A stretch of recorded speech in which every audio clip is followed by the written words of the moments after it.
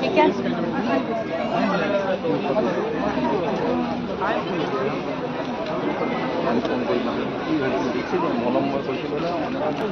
আজি ভৰি দিছোঁ আৰু আমাৰ প্ৰচেষ্টা আছিলে যে আমি ভিতৰুৱা অঞ্চলৰ পৰা যিসকল খেতিয়ক যিসকলে এটা প্ৰপাৰ মাৰ্কেট নাপাইছিলে বা টাউনত আহি সুবিধা নাপাইছিলে, আমি এটা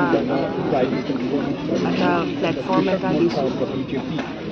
এটাই ভাল লাগিছে যে একদম যেনেকৈ ৰামদিয়াৰ দৈ, তিতাবৰৰ চাউল, আৰু আমি যিহেতু টাউনত থাকোঁ, আজিকালি আমি সেইখিনি আমাৰ প্ৰত্যেক ঘৰৰ হয়তো সুবিধা নাথাকে যে আমি গৈ পেলাই ইমানখিনি আমি ভিতৰুৱা অঞ্চলৰ বস্তুখিনি আমি যিখিনি দোকানে পোহাৰে পাওঁ সেইখিনি আমি খাব লাগে।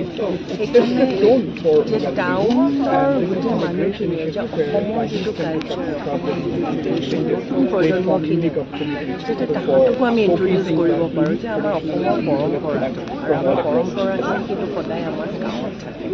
আৰু সেই গাঁও আৰু আমি টাউনৰ মিলাই পেলাই আমি এটা প্লেটফৰ্ম দিছোঁ যাতে তেখেতসকলেও আহি পেলাই নিজৰ যিখিনি উৎপাদন কৰে বা তেখেতসকলৰ যিটো মাৰ্কেটটো নাপায় সেই মাৰ্কেটটো ইয়াতে পাব, আৰু প্লাছ টাউনৰ মানুহখিনিও আমাৰ অসমৰ যিটো পুৰণা থলুৱা যিখিনি পিঠা পনা আছে সেইখিনি তেখেতসকলে উপভোগ কৰিব পাৰিব। আৰু এই প্ৰচেষ্টাটোত এটাই ভাল লাগিছে যে পঞ্চম বছৰত এইবাৰ আমি প্ৰত্যেক বছৰে আমি ষ্টলখিনি বন্ধে ভৰাই গৈ থাকোঁ।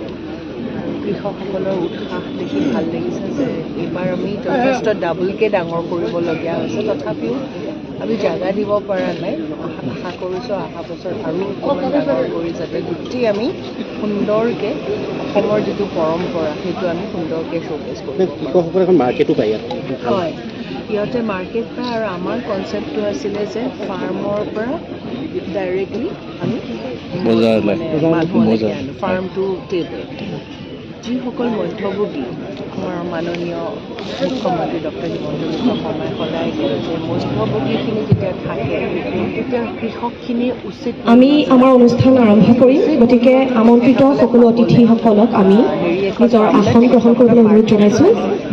আৰু আমি কিষাণ মৰ্চাৰ জৰিয়তে আমি সেই মাৰ্কেটখন দিবলৈ এটা প্ৰচেষ্টা কৰিছোঁ প্ৰাইভেটৰ পৰা। আৰু এটাই ভাল লাগিছে যে এই মাৰ্কেটখন যেতিয়া আমি তাহাঁতক প্লেটফৰ্মটো দিছোঁ আৰু আমাৰ সকলো টাউনৰ মানুহখিনিও ইমান সুন্দৰকৈ সঁহাৰি দিছে, আৰু আজি আৰম্ভণি হোৱাৰ আগতেই মানুহ আহিছে কিনিবলৈ। এইটো এটা খুব সুন্দৰ উৎসাহ।